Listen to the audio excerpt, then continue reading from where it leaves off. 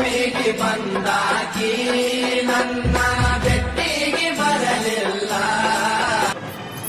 ನಮಸ್ಕಾರ ಫ್ರೆಂಡ್ಸ್, ಇವತ್ತು ನಾಗರ ಪಂಚಮಿ ಹಬ್ಬ ಅದ. ಈ ಹಬ್ಬ ಯಾಕೆ ಆಚರಿಸ್ತಾರ ಅಂತ ಹೇಳಿ ನಿಮಗೆ ಗೊತ್ತಿರಲಿಲ್ಲ ಅಂದ್ರೆ ಈ ವಿಡಿಯೋ ಪೂರ್ತಿ ನೋಡಿ ಗೊತ್ತಾಗುತ್ತೆ.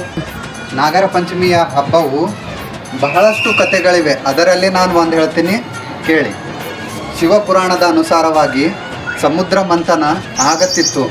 ಆವಾಗ ಸಮುದ್ರದಿಂದ ಹಲಹಲ ವಿಷ ಹೊರಗೆ ಬರುತ್ತದೆ. ಹಲಹಲ ವಿಷ ಸಮುದ್ರದಿಂದ ಹೊರಗೆ ಬಂದಾಗ ಅದನ್ನು ಪರಮಾತ್ಮ ಕುಡಿಯುತ್ತಾನೆ. ಸಮುದ್ರದಿಂದ ಬಂದ ವಿಷವನ್ನು ಪರಮಾತ್ಮನು ಕುಡಿಯುತ್ತಿದ್ದಾಗ ಕೆಲವೊಂದು ಹನಿಗಳು ಭೂಮಿಯ ಮೇಲೆ ಬೀಳುತ್ತದೆ. ಭೂಮಿಯ ಮೇಲೆ ಕೆಲವೊಂದು ವಿಷದ ಹನಿಗಳು ಬಿದ್ದಾಗ ಅದನ್ನು ಹಾವುಗಳು ನೆಕ್ಕುತ್ತವೆ. ವಿಷದ ಹನಿಗಳು ಹಾವುಗಳು ನೆಕ್ಕಿದಾಗ ಅದರ ಚರ್ಮ ಮತ್ತು ಹೊಟ್ಟೆ ತುಂಬ ಉರಿಯುತ್ತೆ. ಏಕೆಂದರೆ ಅದು ಹಲಹಲ ವಿಷ ಇತ್ತು.